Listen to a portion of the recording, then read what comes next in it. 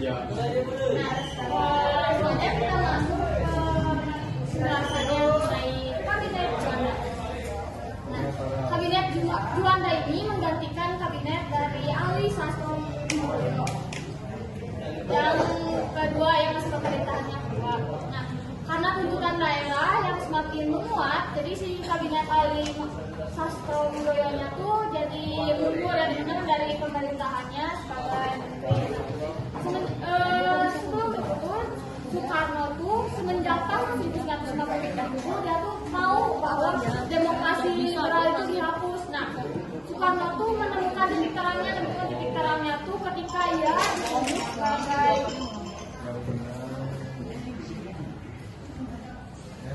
Wanatur kabinet. Nah, dia tuh bikin kabinet yang kabinetnya tuh isinya tuh Zaken kabinet. Zaken kabinet tuh di mana kabinet yang disusun atas dasar keahlian menteri-menterinya. Nah, itu menunjuk Juanda sebagai pemimpinnya.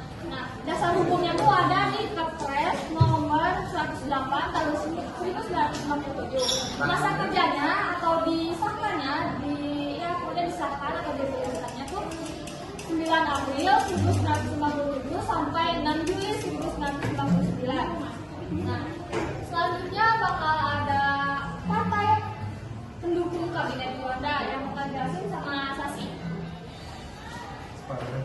Selanjutnya ada partai pendukung kabinet Juanda, antara lain yang pertama Partai Nasional Indonesia atau PNI, yang kedua Nahdlatul Ulama atau NU, yang ketiga Majelis Syuro Muslimin Indonesia atau MASYUMI, yang keempat ada Partai Syarikat Islam Indonesia atau PSII, yang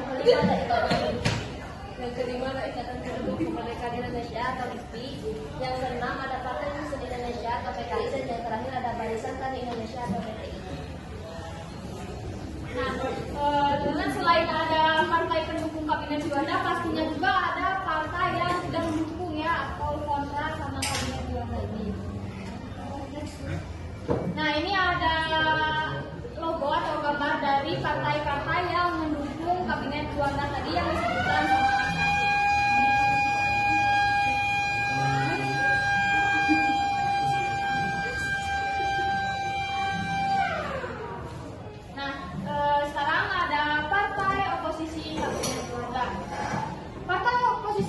utama pada masa kabinet Juanda itu. Yang pertama tuh ada Partai Nasional Indonesia atau PNI, yang kedua ada MASYUMI, Majelis Syuro Muslimin Indonesia, yang ketiga ada Partai Sosialis Indonesia atau PSI. Next. Nah, ini ada logo-logonya sama gambar yang tadi itu kabinet tidak mendukung atau kontra dengan kabinet Juanda itu. Nah, Partai Nasional Indonesia atau PNI, meskipun pada masa awal kabinet Juanda PNI berada dalam pemerintahan, namun kemudian menjadi kritis terhadap beberapa kebijakan. Nah, jadi karena ada kebijakan yang bertentangan sama PNI ini, jadi yang awalnya PNI atau Partai Nasional Indonesia itu berada di posisi kabinet Juanda, dia tuh berubah menjadi penentang dari kabinet Juanda. Yang kedua ada MASYUMI atau Majelis Syuro Muslimin Indonesia. Partai ini menentang kebijakan pemerintah, terutama terkait kebijakan ekonomi dan penanganan pemberontakan daerah terhadap kebijakan-kebijakan. Nah, yang ketiga ada Partai Sosialis Indonesia atau PSI. PSI juga menjadi partai oposisi khususnya karena perbedaan pandangan terhadap arah kebijakan nasional dan ekonomi. Nah, sekarang ada kebijakan-kebijakan pada masa kabinet Juanda yang akan dijelaskan oleh Ali.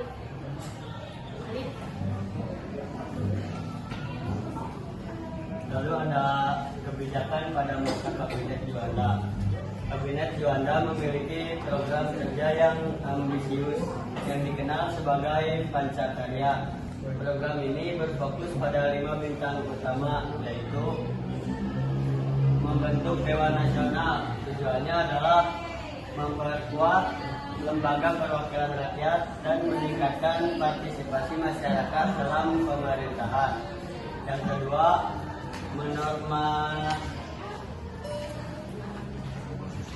menormalisasi keadaan Republik Indonesia upaya untuk menciptakan stabilitas politik dan keamanan dalam negeri. Yang ketiga, melanjutkan pelaksanaan pembantaian KIB, menolak hasil konferensi meja bulan dan memperjuangkan kemerdekaan penuh bagi Indonesia. Yang keempat, perjuangan Irian Barat, mempercepat upaya pembebasan Irian Barat dari tangan Belanda. Dan yang kelima, mempercepat pembangunan, melaksanakan program-program pembangunan di berbagai sektor seperti ekonomi, infrastruktur, dan sosial. Teman-teman, tadi itu ada 5 kebijakan yang dilakukan oleh Kabinet Juanda. Nah, sekarang tuh ada hambatan-hambatan pada masa Kabinet Juanda yang akan dijelaskan oleh Eja.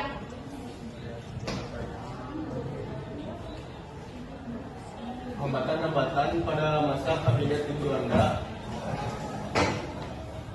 Yang pertama,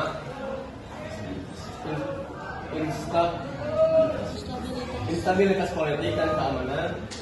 Saat itu Indonesia mengalami berbagai pemberontakan di daerah seperti pemerintah revolusioner Republik Indonesia di Sumatera dan Permesta di Sulawesi.